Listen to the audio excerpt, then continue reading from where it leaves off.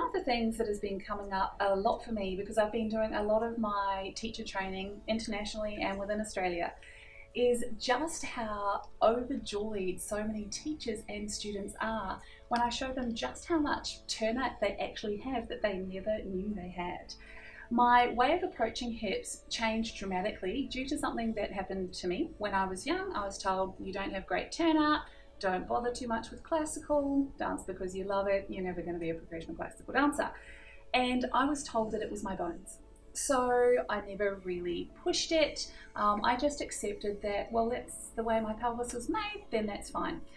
When I was 26, one of my staff members gave me a 4-hour massage. Now, we didn't plan on it being 4 hours, but I had paid to put him through a massage therapy course, and he just did all of the techniques that they had been taught. And he worked his way through and he did a lot of beautiful deep hip releases. And then I got up off the table afterwards, did a grand plie, and my knees went sideways for the first time ever at age 26. Now, I burst into tears and he said, why are you crying? That looks great. So you don't understand.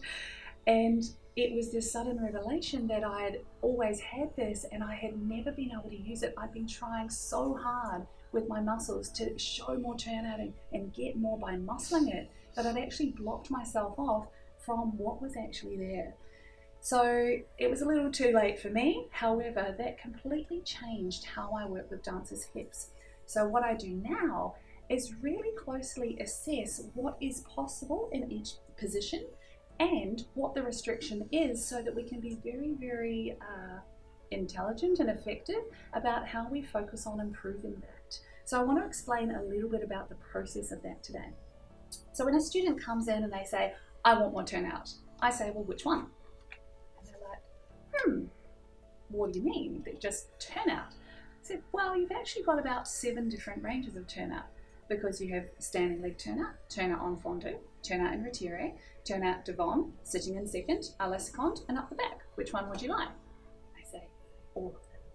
So what I like to do is I prioritize standing leg turnout, but we assess what's going on in each position, what is the restriction, and what is the best way of fixing that. So I'll just explain a little with model here.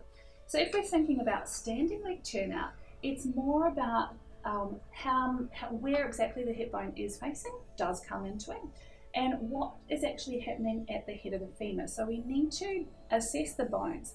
However, what I find is that most of the time when I test this, there's a huge amount of restriction through the muscles and through the fascia at the front of the hip. If there's a stretching or gentle restriction here, this often responds really well to hip mobilizers, fascial mobilization of the front of the hip, things like this. Some people, though, have compression at the back of the hip, so pushing into that direction is not actually going to get anywhere. To release them, we actually need to go into a turned in position or work on some of the restrictions around the back of the hip to allow the hip to sit better in the socket. So it depends where you feel it. If we look at turnout and retire, the hip is in quite a different position. And a lot of the time I find that this is blocked by a lot of gripping deep in the groin. I don't just go on and try and directly release that. This muscle is holding on for a reason, and it often indicates that there's some weakness around the hip that we need to work on. We will work on mobilizing it to open it out, but I don't want to take away the support that the body has before I've built the strength to support underneath it. If we look at turnout devant, beautiful. This is a really interesting position, and we often check this way. A huge amount of people have way more range in this position than they realize. But we need to be very, very careful about where the restriction in the hip is. Is it pinching in the front? Is it stretching through the back? Is it pain coming down into the knee? So based on the feedback I get, we can really work on safe ways of mobilizing to get a little bit more range. And if they already have fantastic range, then how can we actually strengthen this specifically so you can use it when you're dancing? If we look at sitting out in second, this is one that, again, a lot of people have way more range than they actually realize they do. A lot of the time it's being blocked by excessive muscle contraction. If they've been using all of their glutes to try and muscle it out, often muscle tension will actually be blocking, and they'll feel it around the back of the hip. Same thing can happen in the deep inner thighs. or in the front of the hip. So depending on where we feel it, we change our treatment. Then if we think about it in an arabesque, around to the back, there we go. The hip has to actually sit in quite a different place in the socket, and a lot of this positioning comes from the very fine muscle control through the whole line through the back, rather than just focused in the hip. So I have to look at how it's working in the whole line to stop bunching and contracting through the front of the hip. So if you want better turnout, A, chances are you have a whole lot more than you actually realise. B, having some soft tissue work, some hands-on therapies can really, really help in opening out that capacity. It's very, very important. 3, that we work out exactly what those restrictions are and very safe ways of going into them.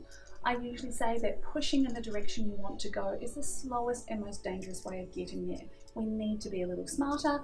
And 4, we really need to work out why those particular structures are holding on so tightly in the first place. Is there an underlying weakness that actually needs to be addressed to make sure that you can get better and better and better long term, rather than constantly having the same areas be tight? So I hope that's helped clear a little bit of the air around flexibility around the hips, and hopefully you can discover your true turnout a little bit earlier than I did.